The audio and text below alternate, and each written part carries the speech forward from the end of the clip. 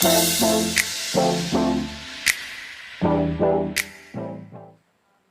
Friends, good evening, Radhe Radhe, Ram Ram. तो आज का जो सेशन है, आज का जो टॉपिक है अपना एंडोक्राइन सिस्टम, अंतःस्रावी ग्रंथियाँ। ये चैप्टर का लास्ट टॉपिक अपना बचा हुआ है। इसको आज हम एक या दो वीडियो में हम इसको फिनिश कर लेंगे, ठीक है। इस टॉपिक की अगर बात करें तो जैसा कि जो बॉडी के सारे जो तंत्र हैं, जितने भी सिस्टम्स हैं, वो हमने पढ़ लिए थे, ठीक है। अभी कुछ इसके अलावा आपके जो टॉपिक है उसमें कोई बचा है नहीं ऐसी कोई चीज़। लेकिन जैसे डाइजेस्टिव सिस्टम में भी हमने देखा कि पेनक्रियाज यानी कि अग्नाशय की वहाँ पे हमने बात की थी। तो उसमें से कुछ एंजाइम्स और कुछ हार्मोन वहाँ से स्त्रावित हो रहे थे। उसके अलावा हमने बात की थी पिट्यूटरी। उसके अलावा हमने नर्वस सिस्टम यानी तंत्रिका तंत्र में भी बात की थी हाइपोथैलेमस ग्लैंड और पिट्यूटरी यानी पीयूष ग्रंथि की। तो उसी के अलावा हमने बात की थी जब हमने पढ़ा था फीमेल रिप्रोडक्टिव सिस्टम यानी कि मादा जनन तंत्र। तो उसके अंदर हमने बात की थी कि दो तरह के हार्मोन्स जो ओवेरीज हैं, जो अंडाशय है, वहाँ से स्त्रावित होते हैं। उसके अलावा नर जनन तंत्र यानी मेल रिप्रोडक्टिव सिस्टम में भी जब हमने बात की थी टेस्टिस यानी वृषण की, तो वहाँ पे भी हार्मोन जो टेस्टोस्टेरोन है उसका स्त्रावण वहाँ से हो रहा था। तो ये जो हार्मोन्स हैं और एंजाइम्स है, उनके अंदर हम अंतर जानेंगे कि किसको एंजाइम बोलेंगे और किसको हार्मोन बोलेंगे, क्योंकि जो बॉडी है उसके अंदर ये दोनों टाइप के तरल जो है वो स्त्रावित होते हैं। और कौन सी जगह से स्त्रावित होंगे, कितने प्रकार की जो ग्रंथियां अपने शरीर के अंदर होती है, बस उसमें से हमको अंतःस्रावी ग्रंथियां पढ़नी है। वो आपके टोटल 10 ग्रंथियां हैं जिनको हमको पढ़ना है, ठीक है। ये जो टॉपिक है क्लास 10th ही नहीं बल्कि और भी जो क्लासेस हैं और कॉम्पिटिटिव एग्जाम्स के लिए भी काफ़ी इंपॉर्टेंट होने वाला है। तो बिना किसी देरी के इसको स्टार्ट करते हैं हम। आज का जो टॉपिक है एंडोक्राइन सिस्टम, ठीक है। इसका नाम है एंडोक्राइन सिस्टम यानी अंतःस्रावी तंत्र इसको हम बोल सकते हैं। इसके अंदर हमको पढ़ना है किसके बारे में, इसके अंदर हमको पढ़ना है मुख्यतः एंडोक्राइन ग्लैंड्स के बारे में, ठीक है, यानी अंतःस्रावी ग्रंथियों के बारे में। अंतःस्रावी ग्रंथियां, इनके बारे में हमको इसमें पढ़ना है। लेकिन उससे पहले हम बात करेंगे कि आपकी जो बॉडी में जो ग्रंथियां हैं वो कितने प्रकार की होती है, ठीक है, और कौन कौन सी वो ग्रंथियां हैं वो उसकी हम बात करेंगे। तो इसको मैं एक बार मिटा देता हूँ, क्योंकि यहाँ पे हम बात करने वाले एक एक जो प्रकार है ग्रंथि का उनको लेकर। तो सबसे पहली जो ग्रंथि है अगर उसकी हम बात करें तो उसको हम बोल सकते हैं, इसी को ले लेते हैं एंडोक्राइन ग्लैंड्स को हम बोलेंगे ग्लैंड्स। हिंदी में बोले तो अंतःस्रावी ग्रंथियां उसको बोला जाएगा।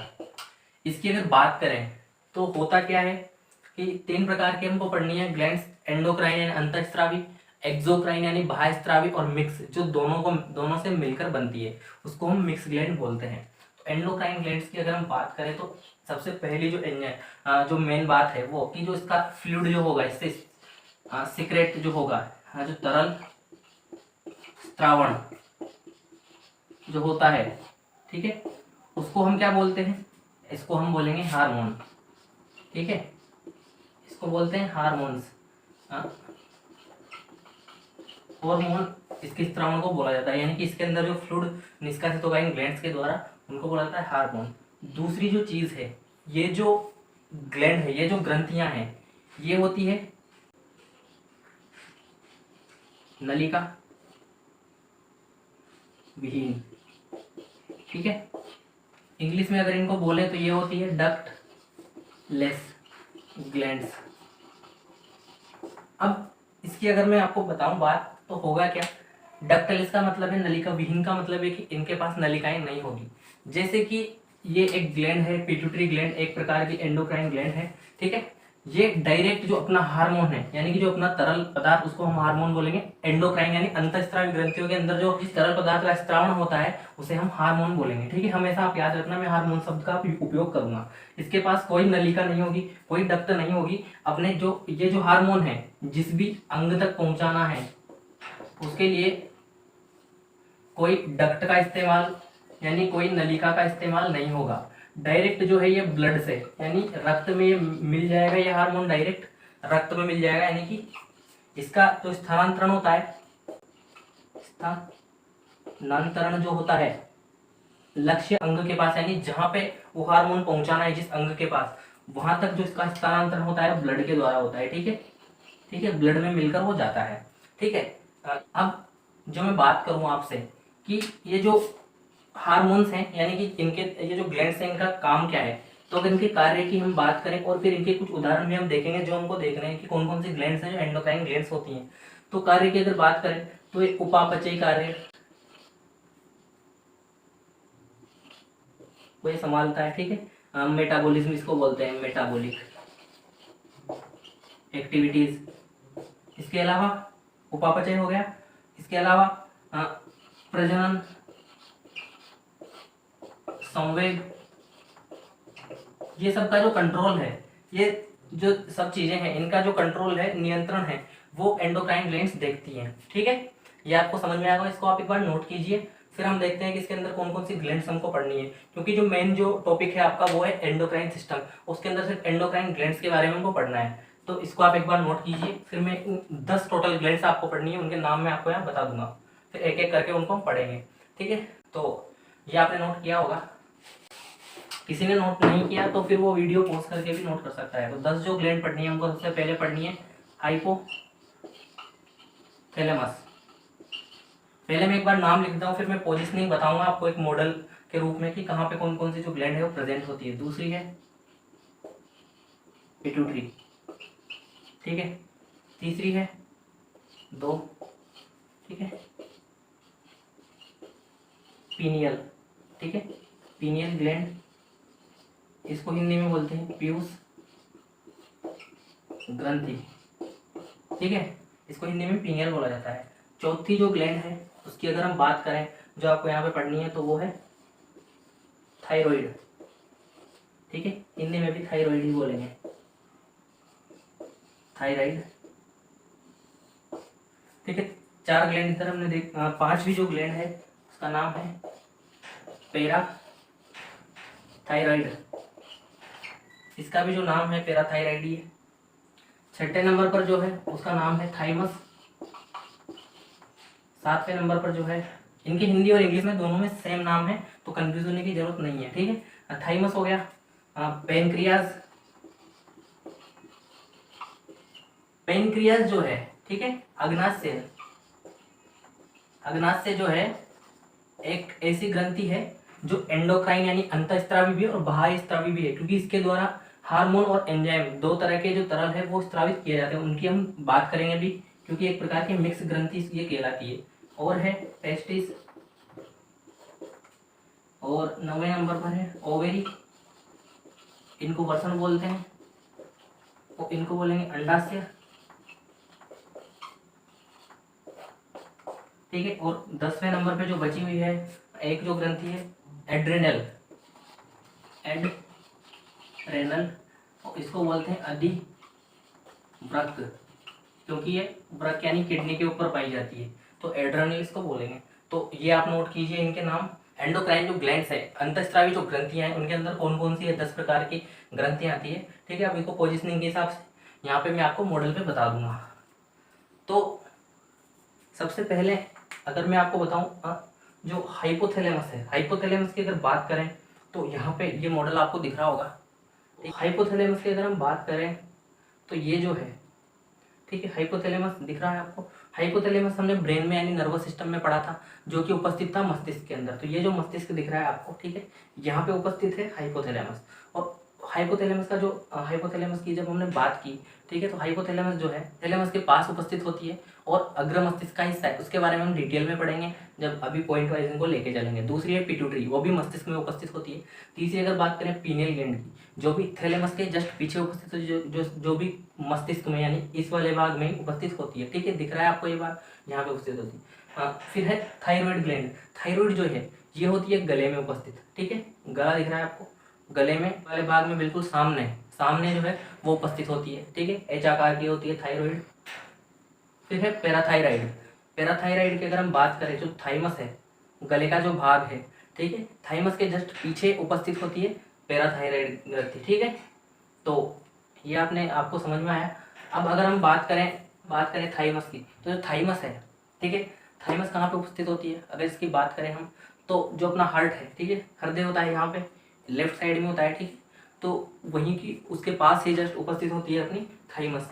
फिर पेनक्रियास की अगर हम बात करें, तो डाइजेस्टिव सिस्टम, यानी जो डाइजेस्टिव सिस्टम जो है उसके अंदर ही उपस्थित हमने देखा था, मतलब, ठीक है।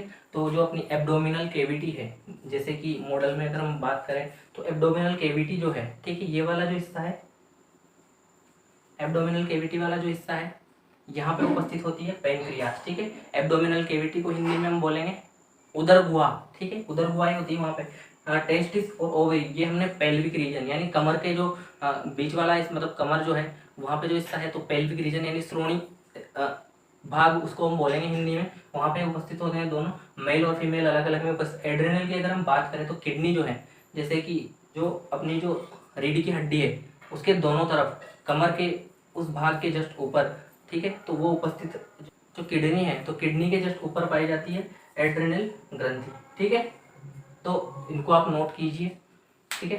तो ये आप नोट कीजिए, ये आपको समझ में आई होगी। पोजिशनिंग हमने बता दी। फिर अब 3 प्रकार जो ग्रंथियां हैं वो 3 प्रकार की हमको देखनी है। आप ऐसे लिख सकते हैं कि ग्रंथियां जो है 3 प्रकार की होती है अपने शरीर में। जो glands are 3 types in our body, ठीक है। तो एंडोक्राइन ग्लैंड हो गई सबसे पहले, ये आपने नोट किया होगा। दूसरे नंबर पर हम जो पढ़ेंगे उसका नाम है एक्सोक्राइन ग्रंथियां, यानी बाह्यस्रावी ग्रंथियां जिनको हम बोलते हैं, उनकी हम बात करेंगे। वो हमको पढ़ना नहीं है, बस एक समझ लीजिए आप ऊपर से कि कौन कौन सी जो ग्रंथियां हैं वो आती है एक्सोक्राइन में। तो दूसरे नंबर पर हम बात करेंगे एक्सोक्राइन ग्लैंड्स की, ठीक है। हिंदी में इनको बोलेंगे बाह्यस्रावी ग्रंथियां, ठीक है। इसकी अगर हम बात करें, तो सबसे पहले जैसे कि उसमें हमने देखा था कि वहाँ पे डक्टलेस वो थी, ठीक है। जो अंतःस्रावी जो ग्रंथियां थी वो डक्टलेस थी, यानी कि नलिका विहीन वो थी। तो ये है जो होती है वो नलिका सहित होती है, ठीक है। नलिका इनके अंदर उपस्थित होती है, शॉर्ट में मैंने लिख दिया, यानी कि डक्ट्स आर प्रेजेंट, ठीक है। डक्ट्स इनमें प्रेजेंट होती है, यानी कि नलिकाएं इसमें होंगी। जैसे कि ये ग्लैंड है तो इसकी डक्ट भी होगी, और ये जो डक्ट है ये अंगों तक पहुंचेगी, क्योंकि इसका जो तरल पदार्थ है, ठीक है, उसकी हम बात करते हैं। इसका जो तरल है यानी कि जो फ्लूइड है उसको हम बोलते हैं, उसके को हमने क्या बोला था, हार्मोन, तो इसके को हम बोलते हैं एंजाइम, ठीक है। एंजाइम हिंदी में भी इसको एंजाइम बोलते हैं। तो इसको जिसका फ्लूइड जो है, इसका जो स्त्रावण है उसको एंजाइम्स बोला जाता है। तो अंगों को डायरेक्ट एंजाइम पहुंचता है, ठीक है। इसमें जो ब्लड है, जो रक्त है, उसका कोई रोल नहीं होता, ठीक है। तो 3 पॉइंट ये हो गए।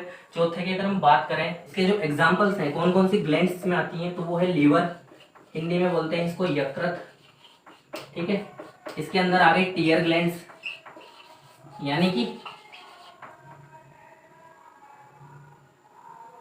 टीयर ग्लैंड जो है ये होती है अपनी आंसुओं की ग्रंथि, ठीक है। इसके अलावा जब मेल रिप्रोडक्टिव सिस्टम यानी नर जनन तंत्र हमने पढ़ा था, तो वहां पे हमने बात की थी प्रोस्टेट की। तो प्रोस्टेट जो ग्रंथि है वो भी आएगी इसी के अंदर। तो इसको भी आप एक बार नोट कर लीजिए कि दोनों में अंतर भी आपको पता चल गया कि एंडोक्राइन और एक्सोक्राइन में क्या अंतर। तरल की अगर बात करें, तो एंडोक्राइन सिस्टम जो एंडोक्राइन जो ग्लैंड्स हैं, अंतःस्रावी जो ग्रंथियां हैं, उसका जो तरल है उसको हमने हार्मोन बोला था, और इसका जो तरल इसको हमने एंजाइम बोला है। इसके अलावा पाचक जो एंजाइम्स है, जैसे कि पेनक्रियाज इसके अंदर भी आता है। पेनक्रियाज जो है यहाँ पे भी आएगा, क्योंकि पेनक्रियाज जो है एंजाइम यानी पेनक्रियाटिक जूस, तो पाचक एंजाइम्स यहाँ से स्रावित किए जाते हैं। तो इसके अंदर जठर ग्रंथियां भी आ जाएंगी। तो ये आप लिख लेंगे आसानी से, ठीक है। जब आप हायर क्लासेस में जाएंगे इसके बाद इसके अंदर और भी डिटेल स्टडी आप इसकी करेंगे।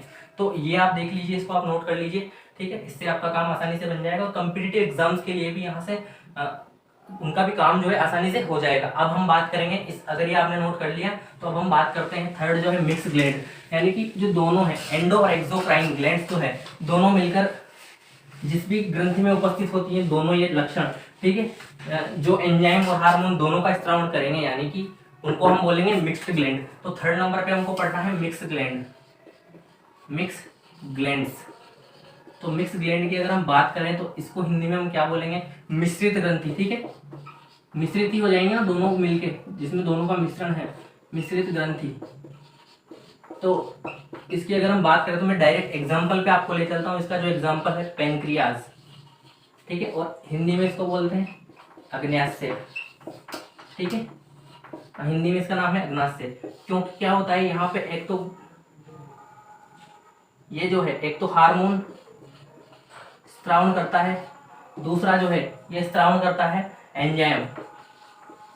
इसके अंदर एक स्पेस होता है, पैंक्रियाज जो है इसके पास एक जगह होती है, उसको भी हम अभी देखेंगे जब हम एंडोक्राइन ग्लैंड में इसको पढ़ेंगे। आइसलेट्स ऑफ लैंगरहैंस उसको बोलते हैं। ठीक है, लैंगरहैंस के द्वीप हिंदी में उसको बोला जाता है। तो वहां पे दो प्रकार की कोशिकाएं होती है, अल्फा और बीटा। हार्मोन जो है वो है इंसुलिन, और जो अपना एंजाइम है वो है ग्लाइकोगोन। ठीक है, तो इसको आप नोट कीजिए।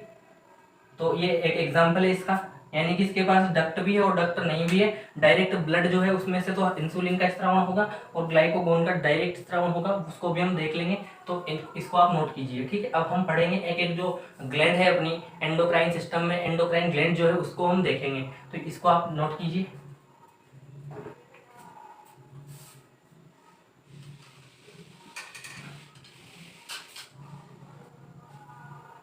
तो तीन प्रकार की जो ग्लैंड्स है, ठीक है, कौन कौन से टाइप्स जो है ग्लैंड्स के वो हमने देख लिए। अब हमको सिर्फ पढ़ना है एंडोक्राइन सिस्टम, और इसके अंदर हमको पढ़नी है एंडोक्राइन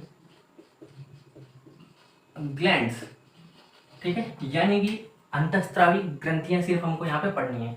तो बिना किसी देरी के हम स्टार्ट करते हैं। पहली जो अंतःस्रावी ग्रंथि है उसका नाम हमने देखा था हाइपोथैलेमस। हाइपोथैलेमस, ठीक है, सबसे इम्पोर्टेंट है, हिंदी में भी इसका यही नाम है।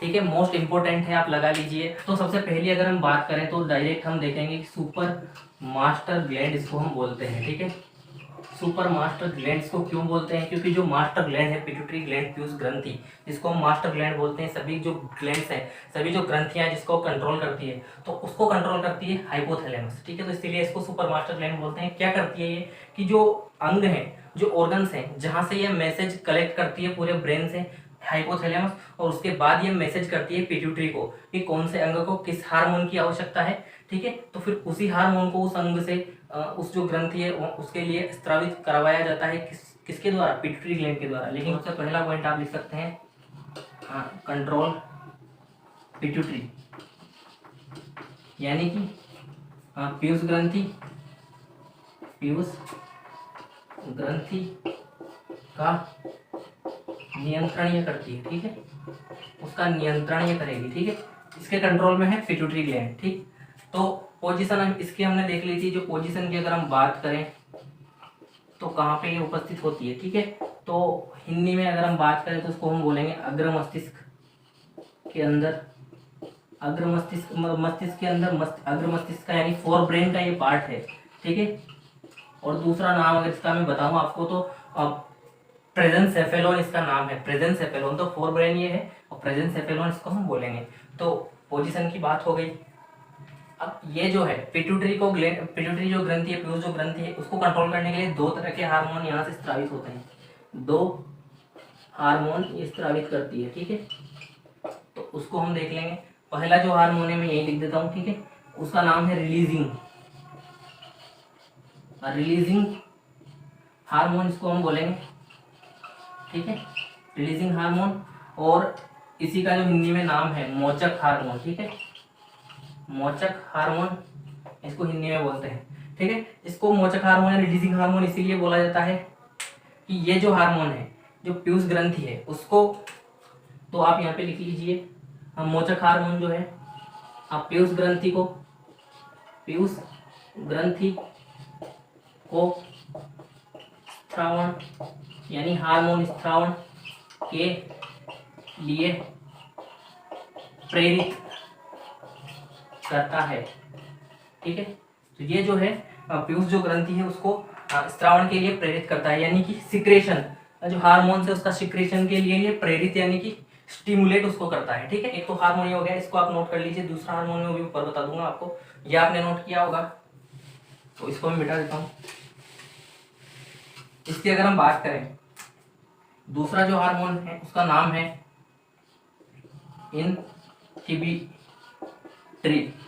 इनहिबिटरी, ठीक है। हार्मोन इसका नाम है, और हिंदी में अगर इसका नाम बोले तो हिंदी में इसको बोलते हैं निरोधी हार्मोन, ठीक है। निरोधी हार्मोन इसको बोला जाता है, ठीक है। अब इसकी परिभाषा क्या होगी कि ये जो है पीयूष ग्रंथि को, आप पीयूष ग्रंथि के स्त्रावण को रोकता है, ठीक है। पीयूष ग्रंथि जो है उसका स्त्रावण जो वो करती रहती है, यानी secretion of pituitary gland is stop और इनहिबिटेड बाय इनहिबिटरी हार्मोन, ठीक है। तो इसको भी आप नोट कर लीजिए। दो प्रकार के हार्मोन जो है हाइपोथैलेमस के द्वारा यानी सुपर मास्टर ग्लैंड के द्वारा सिक्रेट किए जाते हैं, यानी हाइपोथैलेमस ग्रंथि के द्वारा स्त्रावित किए जाते हैं। दो तरह के हार्मोन, एक है अपना मोचक हार्मोन, एक है अपना निरोधी हार्मोन। इनकी परिभाषा भी आप लिख लीजिए, उसको आप एक बार नोट कर लीजिए। तो ये आपने नोट किया होगा। अब नेक्स्ट जो ग्लैंड है इसको हमको पढ़ना है, वो है पिट्यूटरी ग्लैंड, ठीक है। तो इसको मैं मिटा देता हूँ। हाइपोथैलेमस अपना कंप्लीट हो चुका था। अब अगर हम बात करें सेकंड जो ग्लैंड थी अपनी, दूसरी जो अंतःस्रावी ग्रंथि है हमको पढ़नी है, उसका नाम है पिट्यूटरी ग्लैंड, ठीक है। पीयूष ग्रंथि हमको पढ़नी है। तो दूसरे नंबर पर जो ग्लैंड है उसका नाम है पिट्यूटरी, ठीक है। ग्लैंड उसको हम बोलेंगे, हिंदी में अगर इसको बोले तो इसका नाम है पीयूष ग्रंथि, ठीक है। इसकी अगर हम बात करें तो पहले हम इसकी स्ट्रक्चर देख लेते हैं। इसकी जो स्ट्रक्चर थी कुछ ऐसी हमने देखी थी। दो लोब इसके अंदर हमने पढ़े थे। दो लोब का मतलब है कि दो थैली जैसी स्ट्रक्चर थी यहाँ पे, एक इस साइड थी, ठीक है। उपस्थित कहाँ पे थी ये, इसकी उपस्थिति हमने देखी थी कि जो हाइपोथैलेमस वाला भाग है, ठीक है, वही इसको कंट्रोल कर रहा था। यानी कि अग्र मस्तिष्क जो हमने पढ़ा था, अग्र मस्तिष्क के अंदर हाइपोथैलेमस जो है उसके साथ ये अटैच रहती है, वहां पे ये उपस्थित होती है उसके साथ। तो आगे वाला जो भाग है, ठीक है, इसको हम बोलेंगे एडेनो हाइपोफाइसिस, ठीक है। एडेनो हाइपोफाइसिस हिंदी में भी इसका यही नाम है, ठीक। और दूसरा जो है पीछे वाला भाग, जैसे कि अगर इंसान ऐसे खड़ा हुआ है, ठीक है, तो हमने इसका डायग्राम जो देखा था हाइपोथैलेमस का, तो एक जो लोब है ऐसे था और दूसरा इसके जस्ट पीछे था, तो इसको हम बोलेंगे न्यूरो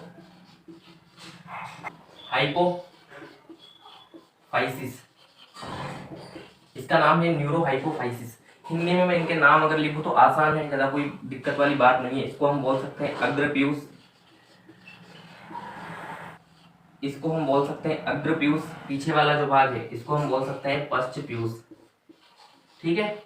जैसा हमने जो ब्रेन है, जो मस्तिष्क है, उसको अग्र मस्तिष्क और पश्चिम मस्तिष्क हमने उसको बोला था, तो ये दो भाग हो गए इसके। यहाँ से इनका स्त्रावण होता है कोई भी जो हार्मोन है। दूसरी बात, ये जो है पीयूष ग्रंथि, ठीक है, ये मास्टर ग्लैंड कहलाती है। मास्टर ग्लैंड इसको बोला जाता है, हिंदी में भी इसको मास्टर ग्रंथि बोल देंगे, ठीक है, मास्टर ग्रंथि इसको बोला जाता है। और दूसरी बात, ये जो है पीयूष ग्रंथि, इसको कौन कंट्रोल करता है, उसकी अगर बात करें तो यहाँ पे आप लिख सकते हैं कि यह ग्रंथि हाइपोथैलेमस ग्रंथि द्वारा नियंत्रित की जाती है, ठीक है। तो ये जो है ग्रंथि पिट्यूटरी यानी पीयूष ग्रंथि हाइपोथैलेमस के द्वारा ये कंट्रोल की जाती है, ठीक है। आप इंग्लिश में अगर लिखना चाहें तो pituitary gland controlled by hypothalamus, ठीक है। दो तरह के वहां पे हार्मोन हमने देखे थे, रिलीजिंग यानी मोचक हार्मोन, और दूसरा जो हार्मोन था इनहिबिटरी यानी रोधक हार्मोन, ठीक है, या निरोध हार्मोन हमने देखा था। तो वो कैसे काम करता है उसको हमने समझ लिया था कि जो बॉडी है वहां से जो अपना मस्तिष्क है वो इंफॉर्मेशन कलेक्ट करता है, उसके बाद वो इंफॉर्मेशन हाइपोथैलेमस ग्लैंड ले लेती है अपने पास, और फिर वही आदेश देती है पिट्यूटरी को कि कौन सा जो अंग है वहां पे क्या प्रॉब्लम है या क्या चीजें चल रही है। उसके बाद ये पीयूष ग्रंथि है, अगर वहां पे हार्मोन या एंजाइम स्रावित करना होता है, ठीक है, तो ये उसको संदेश देती है। तो इसे आप एक बार नोट कीजिए। उसके बाद हम बात करेंगे इसकी पोजीशन की, हमने बात कर ली थी कि वो आप खुद से भी लिख सकते हैं कि अग्र मस्तिष्क में थैलेमस, हाइपोथैलेमस के पास ये उपस्थित होती है, ठीक है। मास्टर ग्लैंड इसको बोलते हैं, ये हमने देख लिया। अब हमको जो मुख्य चीज देखनी है कि कौन कौन से ऐसे हार्मोन्स हैं जिनका स्त्रावण करती है, ठीक है, जिनका सिक्रेशन करेगी। तो उनको हम एक एक करके देख लेंगे। तो वो काफी बड़ी सी लिस्ट है उनकी, तो एक बार आप इसको नोट कर लीजिए, फिर उसको हम देखते हैं। तो ये जो है आपने नोट किया होगा। अब यहाँ पे हम हार्मोन्स का नाम देख लेते हैं। पिट्यूटरी ग्लैंड जो है टॉपिक अपना चल रहा है, तो मैं इसको भी एक बार मिटा देता हूँ, ठीक है, क्योंकि काफी सारे हार्मोन्स हैं जो यहाँ पे हमको पढ़ने हैं। एक ही बार में उनको हम लिख लेंगे तो आसानी से वो याद हो सकते हैं। तो बात कर रहे थे पिट्यूटरी यानी पीयूष ग्रंथि की और उसका स्त्रावण की। उसके अंदर से जो स्त्रावण है, कौन कौन से हार्मोन जो है सिक्रेटेड हार्मोन्स, ठीक है, उसकी। तो पहला जो हार्मोन है वो है सोमेटोट्रोपिन।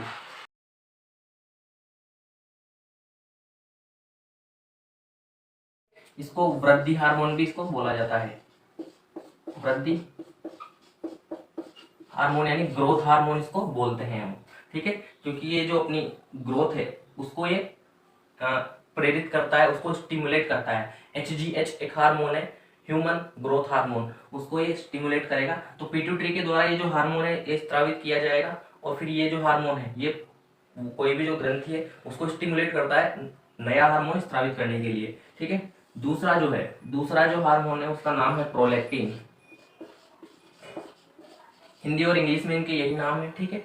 ये जो है जिम्मेदार है, ये जो हार्मोन है गर्भावस्था के बाद, जब बेबी जो छोटा बच्चा जो होता है तो 1 महीने से और 6 महीने तक उसको सिर्फ माँ का दूध दिया जाता है। तो उसके पश्चात जो है वो लैक्टेशन पीरियड होता है, तो उस टाइम पे जो प्रोलैक्टिन हार्मोन है ये स्रावित होता है, और ये जो है मिल्क का यानी दुग्ध ग्रंथि जो है उसको ये एक्टिव करता है, और यहाँ पे जो है मिल्क फॉर्मेशन होता है, ठीक है, मिल्क फॉर्मेशन यहाँ पे होगा, ठीक है। तो ये प्रोलैक्टिन का काम है। तीसरा जो हार्मोन है इसको शॉर्ट फॉर्म में TSH भी हम लिखते हैं, और पूरा नाम जो है इसका थायराइड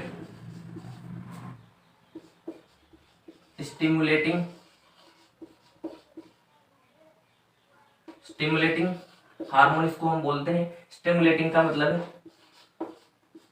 प्रेरित करना, ठीक है, यानी कि थायराइड को प्रेरित करने वाला जो हार्मोन है, थायराइड प्रेरक हार्मोन जो है वो TSH यानी कि स्रावित किया जाता है पिट्यूटरी ग्लैंड के द्वारा, ठीक है।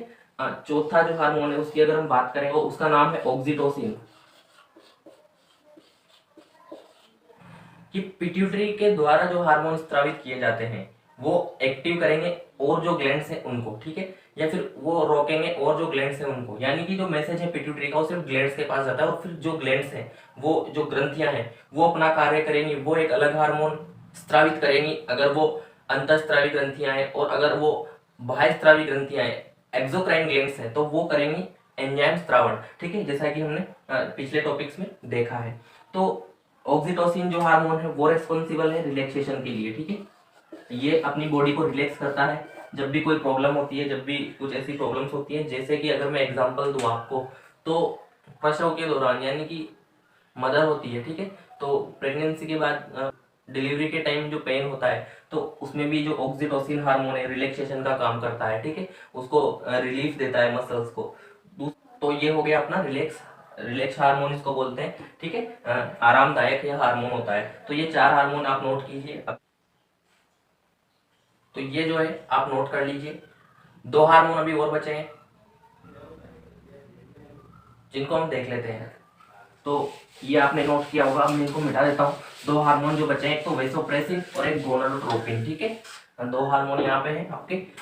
5वें नंबर पर अगर हम बात करें तो उसका नाम है वेसोप्रेसिन, हिंदी में भी इसका यही नाम है। ये कंट्रोल करता है GnRH, एक हार्मोन है, ठीक है। इसकी फुल फॉर्म की अगर मैं बात करूं तो गोनाडोट्रोपिन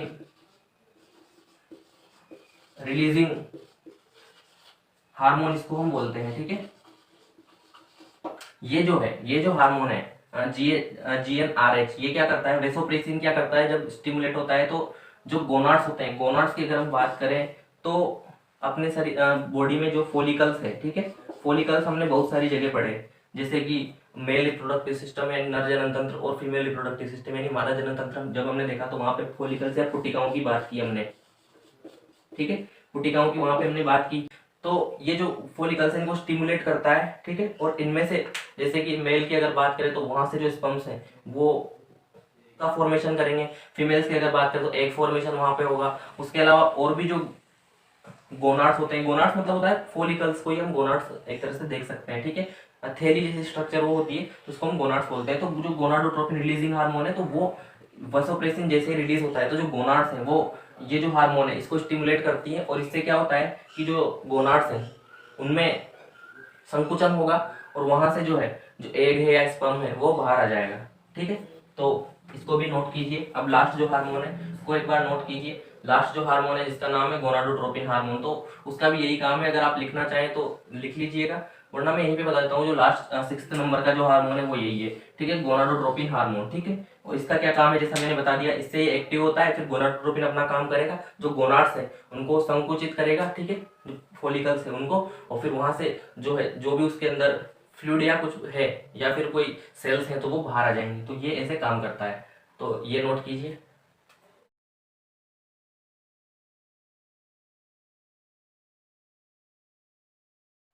थर्ड जो ग्लैंड है अपनी पीनियल ग्लैंड, ठीक है, पीनियल ग्लैंड, हिंदी में इसको बोलते हैं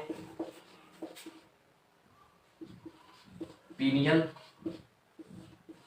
ग्रंथि, इसकी हम बात करते हैं, ठीक है, पीनियल ग्लैंड। तो पहले मैं यहाँ पे कुछ पॉइंट्स लिख लेता हूँ, उसी हिसाब से फिर हम बाकी जो ग्लैंड्स हैं उनकी बात करेंगे। तो एक तो हम बात करेंगे पोजीशन की, यानी कोई भी जो ग्लैंड है उसकी स्थिति क्या है, ठीक है, पोजीशन की। हाँ, दूसरा हम बात करेंगे स्त्रावण कि कौन सा जो हार्मोन है उसके द्वारा स्त्रावित किया जाता है, स्त्रावण या जो हार्मोन है वो, है ना, उसकी हम बात करेंगे, ठीक है। तो एक तो हो गया पोजीशन, स्त्रावण। तीसरी जो हम बात करेंगे कि क्या उसका वर्क है, यानी जो हार्मोन है उसका क्या फंक्शन है, वर्क या फंक्शन या कार्य उसको हम बोल सकते हैं, ठीक है, क्या अपनी बॉडी के अंदर वो करता है। तो 3 बातें हर एक जो ग्लैंड है उसके बारे में हमको करनी है। तो पीनियल ग्लैंड यानी पीनियल ग्रंथि की अगर हम बात करें तो इसकी पोजीशन हमने कहाँ पे देखी थी, पोजीशन की अगर हम बात करें तो ये उपस्थित होती है अग्र मस्तिष्क में। अग्र मस्तिष्क जो हमने पढ़ा था, फोर ब्रेन जिसकी हमने बात की थी, ठीक है, तो उसके थैलेमस वाला जो पार्ट है, थैलेमस के पास, ठीक है, थैलेमस के पास ही उपस्थित थी अग्र मस्तिष्क यानी फोर ब्रेन में, ठीक है। इंग्लिश में अगर लिखूं तो फोर ब्रेन जो है वहां पे ये उपस्थित था, अग्र मस्तिष्क को हम बोलते हैं। स्थिति हो गई, ठीक है। स्त्रावण यानी हार्मोन की अगर बात करें तो ये जो है मेलाटोनिन हार्मोन का स्त्रावण करता है, ठीक है। हिंदी में मैं लिखूं तो मेलेटोनिन हार्मोन जो है उसका ही स्त्रावण करता है, ठीक है। अब इसके कार्य की अगर बात करें तो इसको दैनिक लय, मैंने पहले भी आपको बताया था, दैनिक लय या फिर इसको हम बोल सकते हैं जैविक घड़ी की तरह काम करता है। इंग्लिश में इसको बोलते हैं बायोलॉजिकल क्लॉक, ठीक है, जैविक घड़ी या बायोलॉजिकल क्लॉक। इसको हम क्यों बोलते हैं वो मैं आपको समझा देता हूँ कि जो अपना रूटीन है, यानी कि जो डेली रूटीन है अपना, जैसे कब जो उठना है हमको, कब सोना है, तो होता क्या है, जैसे मैं पहले भी आपको बता चुका हूँ कि जैसे ही रात होती है यानी सूरज जब ढल जाता है तो अपनी जो पीनियल ग्लैंड है एक्टिवेट हो जाती है, और जैसे ही एक्टिवेट होती है, ठीक है, तो मेलेटोनिन नाम का जो हार्मोन है उसका स्त्रावण करती है। और ये जो हार्मोन है इसकी मात्रा जब अपने शरीर में बढ़ जाती है तो हमको महसूस होता है कि अब हमारे शरीर को आराम की जरूरत है और हमें नींद महसूस होने लग जाती है, ठीक है, निद्रा की स्थिति में हम आने लगते हैं, ठीक है, और बॉडी को लगता है कि अब हमें सो जाना चाहिए। तो ये ऐसे काम करता है। और जैसे ही सुबह होती है, जैसे सूरज की जो रोशनी है वो निकल आती है, ठीक है। सूरज जब निकल आता है तो मेलाटोनिन का स्त्रावण बंद हो जाता है, ठीक है। और जैसे ही अपने शरीर के अंदर मेलाटोनिन का स्त्रावण कम हो गया, ठीक है, मेलाटोनिन की मात्रा कम हो गई, तो बॉडी को यानी दिमाग को पता चल जाता है कि अब सुबह हो चुकी है और हमें उठ जाना चाहिए, और शरीर भी एकदम से वापस से एक्टिव हो जाता है। सुस्त जो पड़ा शरीर मेलाटोनिन की वजह से वापस से एक्टिव हो जाएगा। तो इसको भी आप नोट कीजिए। तो वो जो ग्लैंड है जिसका नाम है थायराइड ग्रंथि, ठीक है, तो उसकी हम बात करते हैं। बाकी चीजें तो सेम है जो हमको पढ़नी है उसके बारे में भी, है ना। तो चौथी जो ग्रंथि है उसका नाम है थायराइड, ठीक है। थायराइड ग्लैंड, हिंदी में इसको बोलते हैं थायराइड ग्रंथि,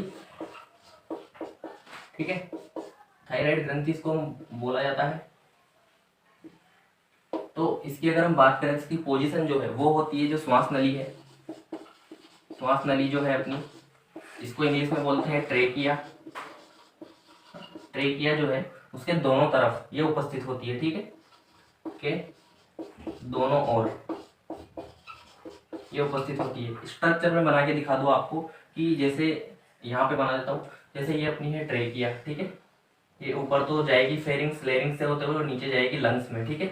दो भागों में बढ़ जाती है। वो हमने देखा था रेस्पिरेटरी सिस्टम में, श्वसन तंत्र में, वो हमने देखा था। अगर किसी ने वो वीडियो नहीं देखा तो डिस्क्रिप्शन में उसका लिंक आपको मिल जाएगा, वहां से आप जाके श्वसन तंत्र के बारे में देख सकते हैं। तो यहाँ पे क्या होता है कि ये जो ग्लैंड है कुछ ऐसी इसकी स्ट्रक्चर होती है, इसकी बनावट होती है, ठीक है, ठीक है। ये कुछ ऐसी ग्लैंड है जो होती है यहाँ पे, यानी एच आकार की ये ग्रंथि होती है, ठीक है। अगर इसके आकार की हम बात करें, ठीक है, आकार की अगर हम बात करें तो ये होती है एच आकार,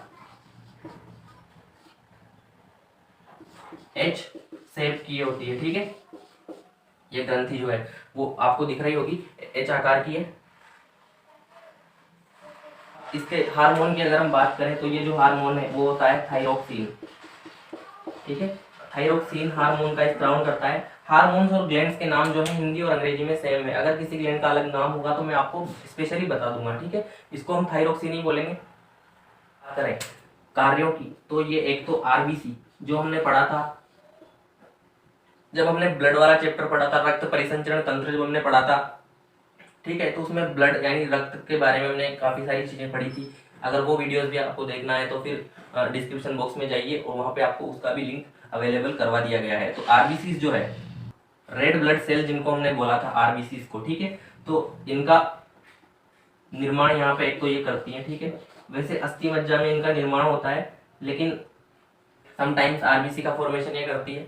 उसके अलावा तो ये तो हो गया इसका नॉर्मल वर्क, ठीक है। मेन जो वर्क की अगर हम बात करें तो वो है मेटाबॉलिक एक्टिविटी जो है, ठीक है। एक्टिविटी हिंदी में इसको भी मैं लिखूंगा उपापचय क्रियाएं जो है उनका ही कंट्रोल करती है, ठीक है। उपापचय क्रिया नियंत्रण ये करती है, ठीक है। वाक्य के रूप में आप लिख सकते हैं। मैं आपको सिर्फ यहाँ पे पॉइंट्स लिखवा रहा हूँ इसीलिए कि आप चीजें शॉर्ट लिखे। मैं हमेशा कहता हूँ चीजों को आप बहुत शॉर्ट लिखिए, भले ही 5 लाइन की चीज को आप सिर्फ 2-4 पॉइंट में फिनिश कर दीजिए, लेकिन इससे जब आप वहाँ पे एक्सप्लेन करेंगे, ठीक है, तो अपनी लैंग्वेज में, तो आप काफी सारा यहाँ से मैटर लिख सकते हैं अपनी लैंग्वेज में। ये 3 जो पॉइंट है उनमें अपन कितनी सारी चीजें लिख सकते हैं। उसकी पोजिशन, उसका आकार हम लिख सकते हैं, स्त्रावन उसका लिख सकते हैं, और वर्क फंक्शन उसके लिख सकते हैं। उसके अलावा उसकी पोजिशनिंग हमने देख ली, तो नाम जो है वो हो गया। डायग्राम भी आप बना सकते हैं। तो ये जो सारी चीजें हैं, जितने पॉइंट आपके क्वेश्चन में हो गए आंसर में, उतने आपको मार्क्स वैसे भी मिल जाएंगे, तो कोई टेंशन वाली बात नहीं है। तो ये आप नोट कीजिए। फिर एक जो डिजीज है जो थायरोक्सिन की कमी के कारण होती है उसकी हम बात करेंगे। तो ये आपने नोट किया होगा। अब मैं थोड़ा सा यहाँ पे मिटा देता हूँ, ये पोजिशन वाले जो चीज है, पॉइंट है, इसको मिटा देता हूँ। यहीं पे हम बात कर लेते हैं। थायरोक्सिन जो है, ठीक है, ये डिपेंड करता है किस पे, आयोडीन पे, ठीक है। आयोडीन एक प्रकार का क्या है, आयोडीन जो है एक प्रकार का एलिमेंट है या तत्व है, ठीक है। एलिमेंट इंग्लिश में बोलेंगे, तत्व हिंदी में बोलेंगे।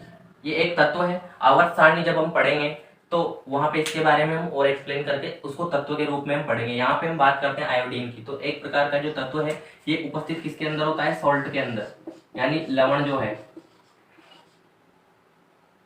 लवण जो है उसके अंदर ही उपस्थित होता है। NaCl इसका फॉर्मूला होता है, इसको भी जब हम केमिस्ट्री का टॉपिक होगा आपके एसिड बेस सोल्ट, ठीक है, अम्ल क्षार व लवण, तो उनके बारे में पढ़ेंगे, तो NaCl के बारे में हम देखेंगे, तो उसके अंदर ये उपस्थित होता है। और जैसा कि हम आसपास देखते हैं, टीवी में एडवर्टाइजमेंट भी अगर हम देखते हैं तो वहाँ पे लिखा आता है आयोडाइज्ड नमक, ठीक है, या जब आप कोई भी जो सोल्ट है उसकी जो पैकेट है उस पर आप देखेंगे तो वहाँ पे लिखा आएगा आयोडाइज्ड सोल्ट, तो उसका मतलब है कि उसके अंदर आयोडीन प्रेजेंट है। अब आयोडीन की उपस्थिति से क्या होता है कि जो थायरोक्सिन है इसका फॉर्मेशन होता है, आयोडीन जरूरी है थायरोक्सिन के लिए, तो ये एक पॉइंट बन गया आपका। यहाँ से आप अपनी कॉपी में नोट भी कर सकते हैं कि थायरोक्सिन के निर्माण के लिए आयोडीन की आवश्यकता होती है, और आयोडीन की अगर कमी हो जाएगी, ठीक है, मैं इसको मिटा देता हूँ, ये बस ऐसे एडिशनल था, तो ये अभी अभी इस चैप्टर में आपकी जरूरत नहीं है। तो आयोडीन की हम बात करते हैं, वापस से आ जाते हैं हम आयोडीन पे। तो आयोडीन की अगर बात करें तो आयोडीन की अगर कमी हो जाएगी तो जो थायरोक्सिन हार्मोन है इसकी भी कमी हो जाएगी, ठीक है, थायरोक्सिन जो हार्मोन है शॉर्ट में लिख देता हूँ, इसकी भी कमी हो जाएगी। और इसकी कमी के कारण क्या होता है, एक रोग हो जाता है, गोइटर उसको हम इंग्लिश में बोलते हैं, और एक हिंदी में बोला जाता है हमें घेंगा रोग,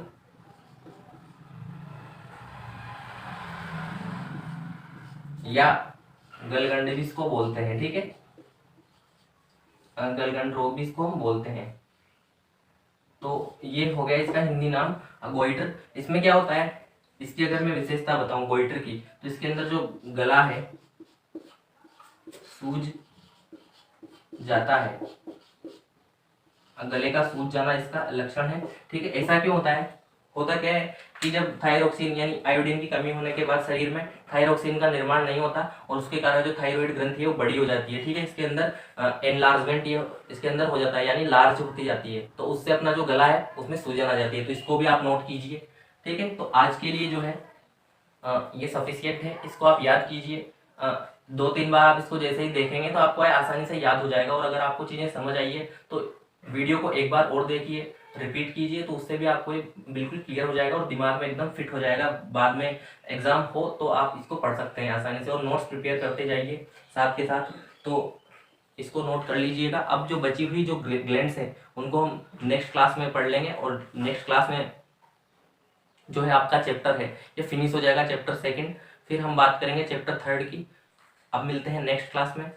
घर पे रहिए, स्वस्थ रहिए। अभी कोविड केसेस कम तो हुए हैं लेकिन प्रॉब्लम्स अभी ख़त्म नहीं हुई है, तो घर पे रह के आराम से पढ़िए, मस्त रहिए, स्वस्थ रहिए। Thank you.